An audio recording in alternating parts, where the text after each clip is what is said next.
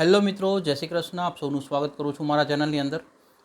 આજે બહુ જ એક રિસર્ચ કરીને તમારા માટે લાવ્યું છું, જેની અંદર લગભગ તમે આ વિડીયો જોશો લાસ્ટ સુધી એટલે તમારા બધા ક્વેશ્ચનના જે આન્સર છે તમને લગભગ મળી જશે. જેની અંદર જે ક્લાયન્ટોના ક્વેશ્ચન્સ આવતા હોય કે મારું બાળક ત્યાં આગળ સ્ટડી પર છે, હવે વર્ક પરમિટ મળશે કે પીઆર મળશે કે નહીં, ત્યારબાદ પછી જે લોકો પીઆરની ફાઇલ મૂકેલી છે એમની ફાઇલ ખુલતી નથી, આટલો સીઆરએસ છે તો શું થશે, લાસ્ટ સીઆરએસ કેટલો હતો, આ પ્રકારના ઘણા બધા જે ક્વેશ્ચન છે આ બધાનું વન સોલ્યુશન એક તમારી સાથે હું શેર કરીશ.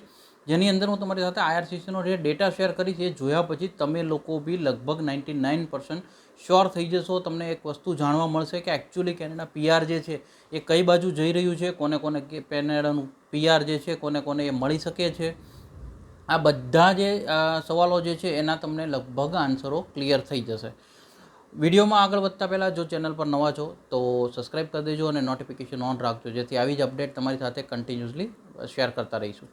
હવે તો કે આપણે મેઇનલી વિડીયોની અંદર આગળ વધીએ, જ્યાં આગળ આઈઆરસીસી પાસેથી જ્યારે બી કેનેડા પીઆરની વાતો આવે છે તો આ વર્ષે હજી સપ્ટેમ્બર મંથ ઓલરેડી ખતમ થવા આવ્યો છે અને આપણી પાસે જે ડેટા આવી રહ્યો છે એ પ્રમાણે સૌથી પહેલાં આપણે એ જોઈ લઈએ કે 2023માં જે વસ્તુ થઈ રહી હતી અથવા જે સિલેક્શનો પીઆરના થઈ રહ્યા હતા એની સામે અત્યારે પીઆરના સિલેક્શનો જે ચાલી રહ્યા છે 2024માં એ ક્યાં છે એ પહેલાં આપણે ડિટેલ જોઈ લઈએ.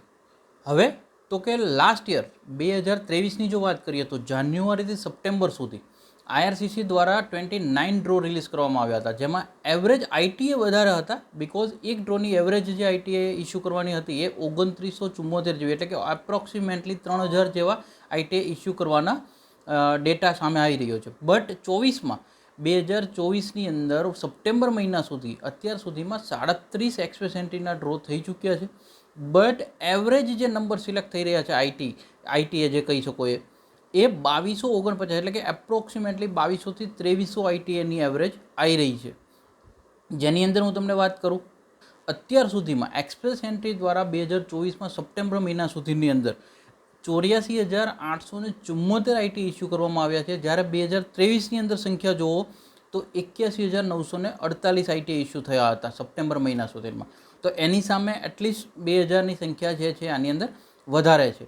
હવે આની અંદર 2024માં અત્યારે કયા ઓક્યુપેશન્સને ફોકસ કરવામાં આવે છે તો કે હેલ્થકેર હાઈ ડિમાન્ડની અંદર, બીજું સ્ટીમ ઓક્યુપેશન જેની અંદર સાયન્સ, ટેકનોલોજી, એન્જિનિયરિંગ એન્ડ મેથેમેટિક્સવાળાને ફોકસ કરવામાં આવી રહ્યા છે. ટ્રેડ ઓક્યુપેશનવાળાને ફોકસ થઈ રહ્યું છે, ટ્રાન્સપોર્ટ ઓક્યુપેશનને ફોકસ થાય છે, એગ્રીકલ્ચરવાળા લોએસ્ટની અંદર છે, ફ્રેન્ચ લેંગ્વેજવાળાને પ્રાયોરિટી આપવામાં આવે છે, કેનેડિયન એક્સપિરિયન્સ ક્લાસવાળાને પ્રાયોરિટી આપવામાં આવે છે અને પીએનપી બેઝ એપ્લિકેશનો સિલેક્ટ થઈ રહી છે. હવે જે હાઈ ડિમાન્ડ કેટેગરીઝ છે એટલે કે 2023ની અંદર કઈ હાઈ ડિમાન્ડ કેટેગરી ક્યાં સુધી ગઈ હતી અને 2024માં હવે એની અત્યારની રિસન્ટ કન્ડિશન શું છે એ ડેટામાં જોઈએ તો કે એગ્રીકલ્ચર અને ફૂડ ઓક્યુપેશનની જે કેટેગરી છે 2024માં હજી સુધી 0 સિલેક્શન, 0 ડ્રોસ. 2023માં એક ડ્રો હતો, 150ના સિલેક્શન પર હતો. કેનેડિયન એક્સપિરિયન્સ ક્લાસની વાત કરીએ તો 6 નંબર ઓફ ડ્રો થઈ ગયા છે 2024માં, જેમાં 24,800 ઇન્વિટેશન્સ રિલીઝ થયા છે. 2023માં વાત કરીએ તો કેનેડિયન એક્સપિરિયન્સ ક્લાસનો એક બી ડ્રો નહોતો થયો અને એક બી સિલેક્શનો નહોતા થયા. ફેડરલ સ્કિલ વર્કર પ્રોગ્રામ એટલે કે એફએસડબલ્યુ જે પ્રોગ્રામ છે એની અંદર અત્યારે 0 ડ્રો થયો છે 2024ની અંદર. 2023માં એક ડ્રો થયો હતો, 3300 લોકોને સિલેક્શન્સ મળ્યા હતા. ફ્રેન્ચ લેંગ્વેજવાળાની ડિમાન્ડ વધી છે બિકોઝ 8 ડ્રો થઈ ગયા છે અત્યાર સુધી 2024માં અને 20,400 લોકો સિલેક્ટ થઈ ચૂક્યા છે, જે 2023ની અંદર 3 ડ્રો જ થયા હતા અને 6,900 લોકો જ હતા. હેલ્થ ઓક્યુપેશનને ફોકસ કઈ રીતે છે તો કે બંને વર્ષમાં 2 ડ્રો થયા હતા. અત્યારે 7,200 એટલે કે 2024માં 7,250 લોકો સિલેક્ટ થયા છે, 2023માં 2,000 લોકો સિલેક્ટ થયા હતા. જનરલ ડ્રો એટલે કે CEC class, express entry, federal skill worker, આનો એક મિક્સ ડ્રોની વાત કરીએ તો 9 એવા ડ્રો થયા છે સીઈસી ક્લાસના, જેમાં 14,445 લોકોને 2024માં સિલેક્શનો મળ્યા છે. 2023ની અંદર આનો એક બી ડ્રો નહોતો થયો એટલે એક બી સિલેક્શન નહોતું મળ્યું.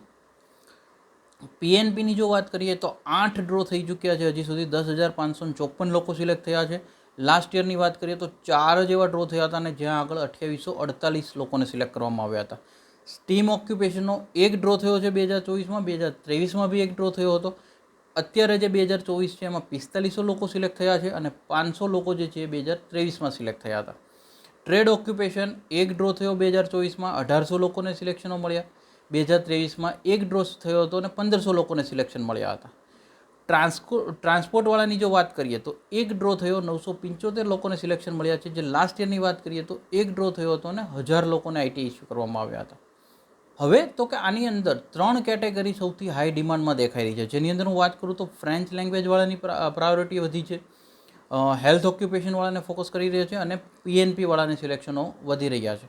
જેની અંદર આપણે વાત કરીએ તો 2024ના કટ ઓફ જો જોઈએ કે ફ્રેન્ચવાળા સૌથી વધારે લોકો સિલેક્ટ થયા, એમાં સૌથી હાઈ રેન્ક ગયો છે 446 અને સૌથી લો રેન્ક છે 336. જે 2023માં આના કરતાં વધારે રેન્ક પર હતા, બિકોઝ હાઈ હતો 439 અને 375 લોએસ્ટ ગયો હતો. હેલ્થ ઓક્યુપેશનની જો વાત કરીએ તો 445નો સ્કોર જે છે હાઈ ગયો છે અને 422 લોએસ્ટ ગયો છે. 2023ની જો વાત કરીએ 476નો રેન્ક હાઈ ગયો હતો અને 463 લો હતો. પીએનપીવાળાની સિલેક્શનની વાત કરીએ 739 હાઈ ગયો છે અને લો 663 સુધી ગયો હતો. જે 2023ની અંદર 691 લો હતો અને 791 હાઈએસ્ટ કેટેગરીનો ડ્રો હતો. આ ડેટા ઉપરથી તમે તમારી ફાઇલના જે CRS થઈ રહ્યા છે, તો તમે જે કેટેગરીની અંદર આવો છો એ તમે પોતાની રીતે ચેક કરી શકો એમ છો કે તમારા ઓક્યુપેશન્સની ડિમાન્ડ વધી રહી છે યા ઘટી રહી છે. આ સિવાય બી જો તમારા કોઈ ક્વેશ્ચન છે, તમારો કોઈ અભિપ્રાય છે, તો કોમેન્ટ કરજો, જેથી કરીને તમને આન્સર કરવાની ખબર પડે. અને મેક્ઝિમમ લોકો સુધી માહિતી શેર કરવાનું ના ભૂલતા, because spread education support education. સારી લાગી છે એક લાઇક કરી દેજો. Thank you so much. જય હિન્દ, જય ભારત.